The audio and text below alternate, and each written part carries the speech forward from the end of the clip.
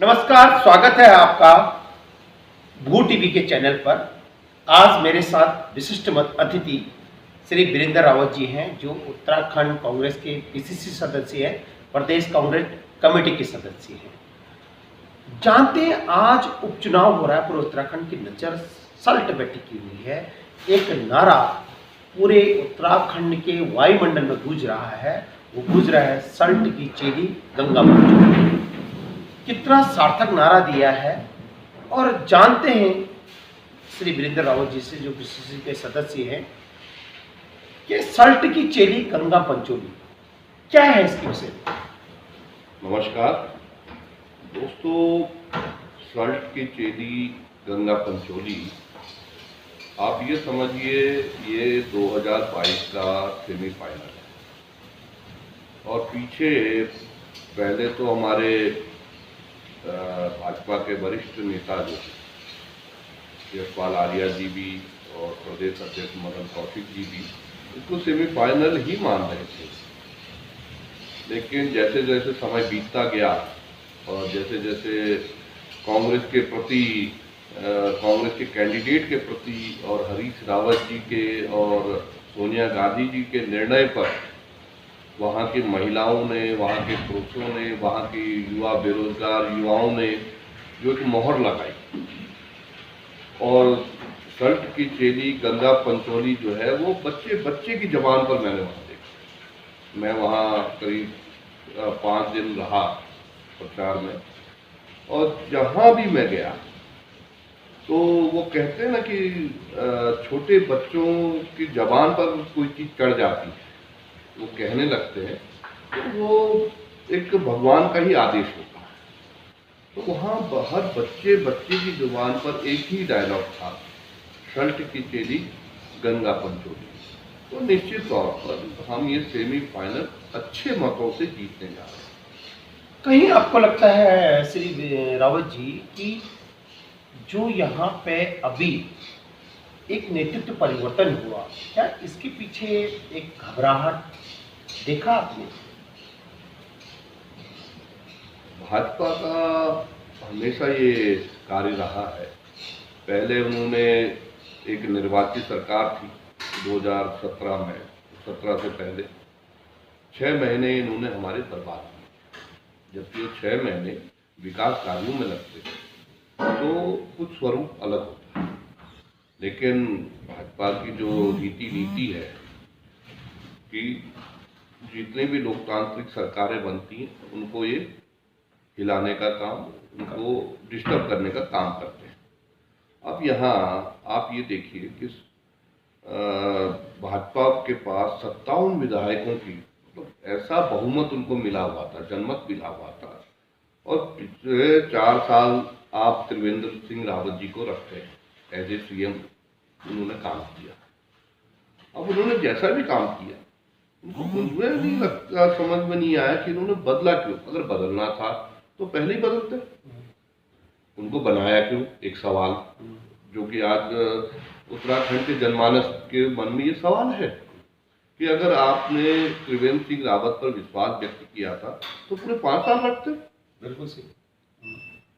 अब आज जो नए मुख्यमंत्री हैं वो आते ही अपने विवादास्पद बयानों में फंस गए हैं। पीछे आपने देखा होगा उनको वो क्वारंटाइन हुए।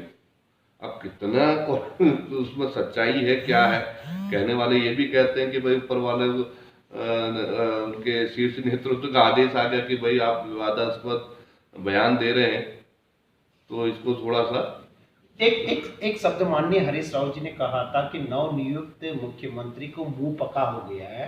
मुंह पका का मतलब ये है कि वो कहना कुछ और चाह रहे, बोलना कुछ चाह रहे। कहीं ये मुंह पका के कारण क्वारंटाइन तो नहीं हुए? जैसा आप मेरे मुंह से क्यों कहलवाना चाहते हैं, सच्चाई तो यही है। और जनमानस जहाँ पर भी आप बैठते हैं, चाहे चाय की दुकान हो, कहीं पर भी हो, लोगों में एक चर्चा का विषय तो बना ही है। और चलिए एक बार आपकी जबान फिसली, लेकिन बार बार आपकी जबान फिसल रही है।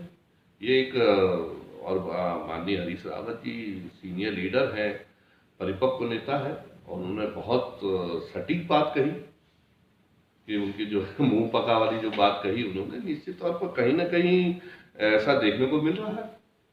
अच्छा, एक बात बताइए, आपने कहा कि ये एक सेमीफाइनल के तौर पे देखा जा रहा है, माननीय हरीश रावत जी के ऊपर भी एक बहुत बड़ा प्रेशर है, एक चेहरे की लड़ाई हो रही है।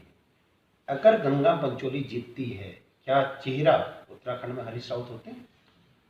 देखिए, चेहरा हरीश रावत हो ना हो एक बहस का विषय हो सकता है, लेकिन एक चीज तय है, हम जो 2022 का चुनाव लड़ने जा रहे हैं, हमारे पहले जो 2000 इस चुनाव से पहले जो मुख्यमंत्री रहे हैं वो माननीय हरीश रावत जी रहे हैं।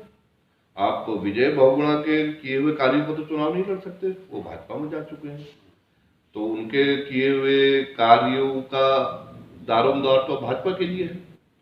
तो निश्चित तौर पर 2022 का जो हम चुनाव लड़ने जा रहे हैं वो हरीश रावत जी के जो 3 वर्ष का कार्यकाल रहा, उन्होंने इस दौरान जो भी कार्य किए जनता के हित में, चाहे वो दूध डेयरी के विषय में हो, उन्होंने अगर कोई महिला डेयरी खोलती हैं तो उसमें उन्होंने प्रति लीटर 6 रुपये का अनुदान सरकार की ओर से देने का काम किया, और अगर कोई हमारा भाई खोलता है तो उनको 4 रुपये अनुदान देने का काम किया, जिससे कि स्वावलंबन की जो आवश्यकता है आज हमारे राज्य को, उसको स्वावलंबन को बढ़ावा देने का काम किया। चाहे 3000 लड़कियों को जो है कांस्टेबल बनाने का काम किया। आज हर थाने में, बड़ी खुशी होती है मुझे इस बात की, कि हर थाने में हमारी एक बहन जो है कांस्टेबल के रूप में है, और ये देन हरीश रावत जी की है। मैं जनता को बता देना चाहता हूँ, जो भी भू टीवी के व्यूअर्स हैं, हम लोगों ने मास्क इसलिए नहीं लगा रखा है क्योंकि भाई साहब भी, माननीय वीरेंद्र रावत जी ने भी अपना टेस्ट कराया, वो भी नेगेटिव है और मैं भी नेगेटिव हूँ, इसलिए हमने मास्क नहीं लगाया, इसलिए हम ऐसे बैठे हुए हैं। इसको अन्यथा न लेना है, और मास्क हम पहनना हम इसलिए नहीं पहना है क्योंकि हम दोनों नेगेटिव हैं। अब ये बात करते हैं उत्तराखंड के परिप्रेक्ष्य में। अगर परिप्रेक्ष्य की बात करें तो उत्तराखंड में जो आज कोविड के मरीज इतने ज़्यादा बढ़ रहे हैं, उसके बारे में आप क्या कहते हैं कि यहाँ तो मूलभूत सुविधाएं कुछ भी नहीं है और मृत्यु दर बढ़ रही है? देखिए, आप कोरोना दिन पर दिन बढ़ रहा है, आप कुंभ करवा रहे हैं, गुड, ठीक है, आप कुंभ में इतने लोग आ रहे हैं, आप उनकी सही से जांच नहीं हो पा रही है।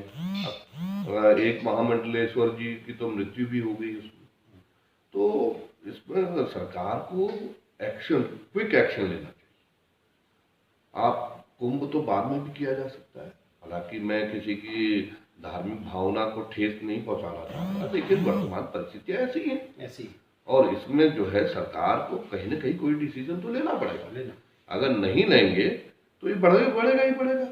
और हमारे जो कि छोटा राज्य है, हमारे पास इतनी सुविधाएं नहीं है कि हम इतने ज़्यादा मरीजों को कैटर कर सकें, ना हमारे पास इतने अस्पताल हैं। और आपने तो कई अस्पतालों को, जैसे काशीपुर का अस्पताल है, उसको निजी हालत में आपने सौंप दिया और वो फेल हुआ है, वो प्रोजेक्ट भी आपका फेल हुआ है।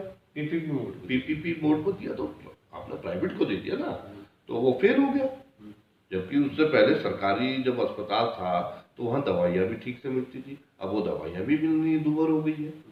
तो जब हालात आपके हेल्थ डिपार्टमेंट की ये है, उसके ऊपर से आप कुंभ भी करवा रहे हैं, और अब तो खैर इन्होंने लॉकडाउन लगाना शुरू कर दिया है, लेकिन लॉकडाउन इसका इलाज नहीं है। इसका इलाज ये है, लोगों को आपको जागृति पैदा करनी पड़ेगी कि लोग मास्क लगाएं, सैनिटाइजर यूज करें ज़्यादा से ज़्यादा, और लोगों को बताएं कि भाई कैसे आप सुरक्षित रह सकते हैं और उसको अमल बनाएं।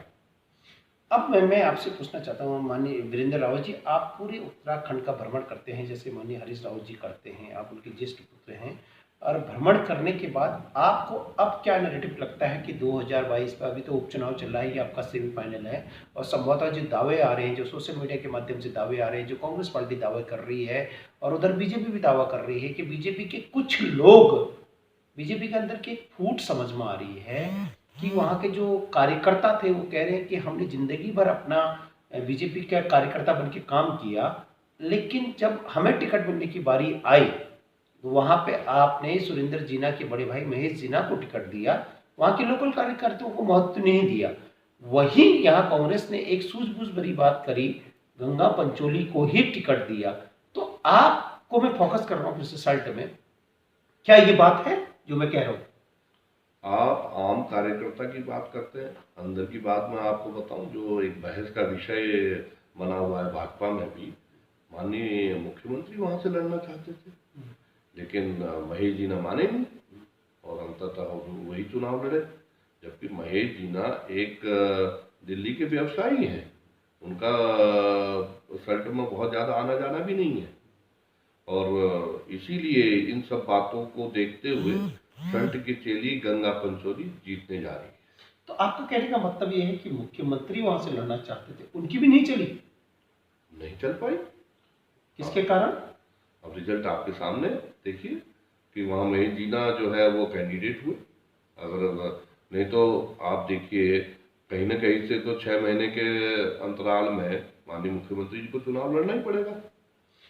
और अगर वो ये चुनाव लड़ते, और कांग्रेस ने चैलेंज भी किया था कि आप चुनाव लड़िए, लेकिन उन्होंने इसको स्वीकार नहीं किया। तो कहीं ना कहीं भाजपा डरी हुई थी कि महेश जीना विद्रोह ना कर दे।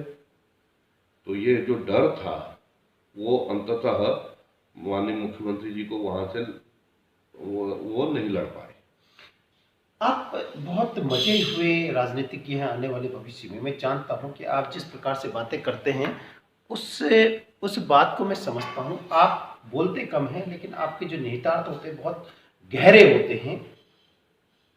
इसका मतलब आपने उत्तराखंड के मुख्यमंत्री, वर्तमान नवनिर्वाचित मुख्यमंत्री तीरथ सिंह रावत जी के पास आप कह रहे हैं कि ये बड़े कमजोर मुख्यमंत्री, ऐसा कहना चाह रहे हैं? जिस तरीके से वो अपने पूर्व मुख्यमंत्री के किए हुए कार्यों को पलट रहे हैं, तो इसका अर्थ कहीं ना कहीं या तो त्रिवेंद्र सिंह रावत गलती कर रहे थे या तीरथ सिंह जी गलती कर रहे हैं। तो ये आज भाजपा इसी असमंजस में फंस चुकी है कि आखिर हो क्या रहा है, हम किस तरफ जाएं। क्या हम 4 साल में त्रिवेंद्र सिंह रावत जी के किए हुए कार्यों पर वोट मांगे, या उनके जो फैसले किए गए उनको हमारे नए मुख्यमंत्री जो है वो लगातार पलट रहे हैं। तो भाजपा इस असमंजस में फंस चुकी है, और निश्चित तौर पर वो अब बाकी अभी तो 6-7 महीने ही रह चुके हैं, अब बहुत ज़्यादा दूर नहीं है 2022 का चुनाव। तो बीजेपी जो है इसी असमंजस में रहेगी, और निश्चित तौर पर कांग्रेस के लिए एक आसान राह बन चुकी है। और हम माननीय राहुल गांधी जी के, सोनिया गांधी जी के, हरीश रावत जी के, प्रीतम सिंह जी के, देवेंद्र यादव जी के नेतृत्व में जो है 2022 का चुनाव जीतने जा रही है। वीरेंद्र रावत जी, जहाँ तक आपको उत्तराखंड की जनता जानती है, आप बहुत गहरी राजनीति करते हैं और भविष्य भी उत्तराखंड का आपके ऊपर टिका हुआ है, ऐसा लोगों का कहना है। अंत में आपसे एक लास्ट सवाल, उसके बाद हम कंक्लूड करेंगे। क्या लगता है 2022 की पिच या रणभेदी सल्ट से शुरू हो चुकी है? निश्चित तौर पर इसको सेमीफाइनल घोषित किया जा चुका है। पहले हमारे भाजपा के मंत्रीगण भी इस बात को मान रहे थे, लेकिन जो जो सल्ट के चेली गंगा पंचोली जो है लोगों की जुबान पर चढ़ता गया, उनका बुखार उतरता गया, और अब वो इस बात से नकार रहे हैं। लेकिन क्योंकि 2022 से पहले यही चुनाव हो रहा है, तो निश्चित तौर पर ये सेमीफाइनल है, और ये सेमीफाइनल कांग्रेस जीतनी जा रही है। तो इसका मतलब दीवार पर साफ एक इबारत दिख चुकी है, 2022 में कांग्रेस चुनाव जीतने जा रही है, और भारी बहुमत से जो है कांग्रेस यहाँ सरकार बनाने जा रही है। आपको कहने का मतलब क्या है कि ममता बनर्जी ने वहाँ खेला होवे और यहाँ गंगा बच्चू, इसको कहीं अब जोड़ के चलते हैं? निश्चित तौर पर आप ये देखिए, वेस्ट बंगाल में अभी मैं लक्सर क्षेत्र के दौरे पर था, तो वहाँ पता लगा कि जो भाजपा के छोटे से छोटे कार्यकर्ता भी हैं, वो भी जो है वेस्ट बंगाल गए हुए हैं। तो आप ये देखिए, पूरा जो है एक हमारी 4 फुट की औरत को घेरने के लिए 56 इंच की छाती वाले लोग जा रहे हैं। एक महिला, ये कहीं ना कहीं भाजपा का महिला के विरोध में जो है उनका स्वरूप दिखाई देता है। अंत में आपसे लास्ट ये सवाल है कि कांग्रेस की स्ट्रेटेजी क्या होगी? आपके माननीय अध्यक्ष प्रीतम सिंह से लेकर माननीय सोनिया गांधी, माननीय राहुल गांधी, आप हमारे चैनल के माध्यम से क्या निवेदन करना चाहेंगे? क्या चेहरा चुनाव पूर्व घोषित होना चाहिए? अब आप मेरे मुंह से क्यों कहलवा रहे हैं? ये निश्चित ये साफ दिखाई दे रहा है जनता में भी, कार्यकर्ताओं में भी, कि किसके नाम पर कितना उत्साह है। हरीश रावत जी आपके कोरोना से ग्रसित थे, भगवान ने और आप सबकी दुआओं से वो ठीक होके आए, और आते ही जबकि डॉक्टरों ने उनसे सलाह दी थी कि भाई आप 1 महीना आराम कीजिए, लेकिन हरीश रावत जी एक योद्धा है और उन्होंने 15 तारीख को आपने देखा होगा प्रचार के आखिरी दिन उन्होंने 3 रैलियां की, और उन 3 रैलियों ने साबित कर दिया कि शल्ट की चेली गंगा पंचौली हरीश रावत जी के नेतृत्व में जीतने जा रही है। हरीश रावत जी के आप सुपुत्र हैं, आपको भविष्य में जनता चाहती है कि हरीश रावत जी के बाद आप ही हैं। आपका नजरिया उत्तराखंड को कैसे देखता है? आप थोड़ा सा हमारे व्यूअर्स को बताइए कि आपकी अंतःकरण में, आपके मस्तिष्क में उत्तराखंड के विकास के लिए क्या गाथा गुथी गई है? सबसे पहले हमको अपने उत्तराखंड को आत्मनिर्भर बनाना पड़ेगा।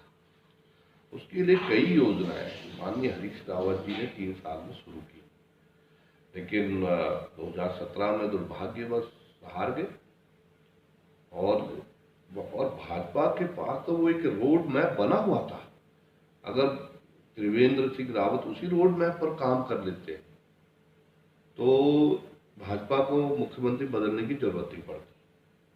और जहाँ तक नजरिया यहाँ, क्योंकि आप देख रहे हैं कि बाहर के लोग आके हमारे पहाड़ों में अब जमीन ले रहे हैं, जबकि पहले तिवारी जी ने कानून बनाया।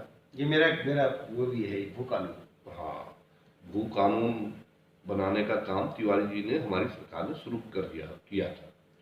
फिर खंडूरी जी ने इसको आगे बढ़ाने का काम किया। लेकिन आज जो वर्तमान मुख्यमंत्री हैं अब त्रिवेंद्र सिंह रावत जी, उन्होंने इस पर कोई काम नहीं किया। और अगर हमारी भविष्य में आप सबके आशीर्वाद से सरकार बनी तो निश्चित रूप से हरीश रावत जी के दिमाग में रोड मैप बना हुआ है, और उस रोड मैप पर चल के हम लोग इस पर कार्य करेंगे। मैं टोकते हुए कहता हूँ, भू कानून हिमाचल की तर्ज पर कितना जरूरी है? आपने इस प्रसंग को छेड़ दिया है, कितना जरूरी है उत्तराखंड के भविष्य और समृद्धि के लिए? ये बहुत ही जरूरी है। इसलिए जरूरी है, आप अगर हमारे पास हमारी जमीन ही नहीं रहेगी तो हम विकास कैसे करेंगे? हम आने वाली पीढ़ी को क्या देंगे? आज आप सच्चाई क्या है, आज जितने हमारे चाहे आप ये क्षेत्र ले लीजिए, रानीखेत के आसपास का क्षेत्र, अल्मोड़ा के आसपास का, यहाँ टिहरी के आसपास, तो हालात ये है कि हमारे लोगों ने अपनी जमीन बाहर के लोगों को बेच दी है, और हमारे लोग वहाँ चौकीदारी कर रहे हैं।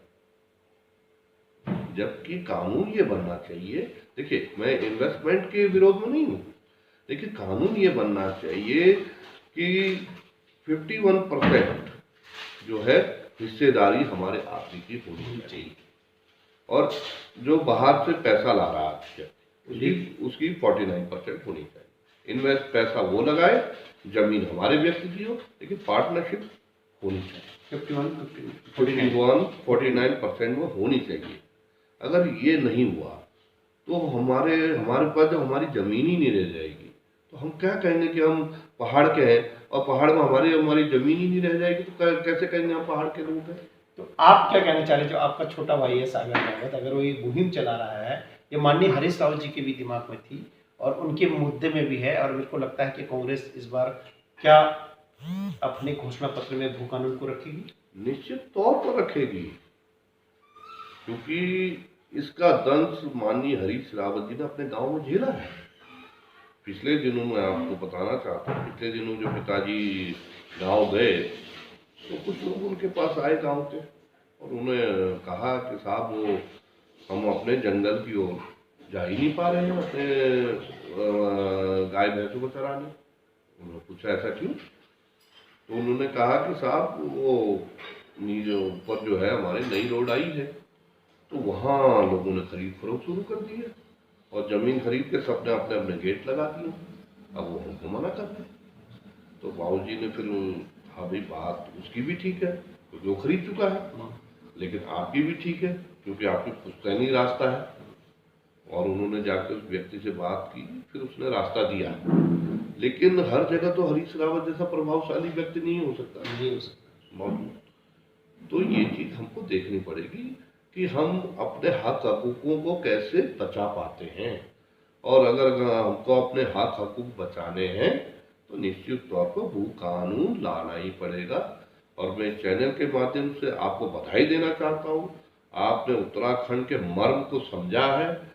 और ये बहुत, आज हो सकता है कई लोग मेरी इस बात से नाराज हो जो प्रॉपर्टीज का काम करते हैं, लेकिन जब तक भू कानून नहीं होगा, अगर हमारे पास हमारी जमीन ही नहीं रहेगी तो हमारी क्या पहचान रह जाएगी। तो अगर अब पहचान अपनी बचानी है तो भू कानून बहुत जरूरी है।